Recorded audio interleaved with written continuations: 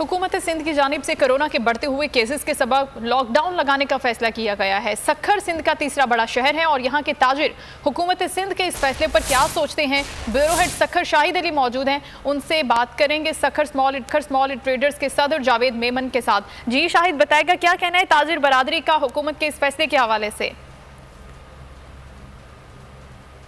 हुकूमत सिंध ने कोरोना के बढ़ते हुए केसेस के सबब एक मरतबा फिर सूबे में लॉकडाउन का ऐलान किया है। लॉकडाउन के हवाले से ताजिर बरादरी में जो है वो तशवीश पाई जाती है। ताजिर क्या सोचते हैं, इस वक्त हम बात करेंगे सखर स्मॉल ट्रेडर्स के सदर जावेद मेमन से।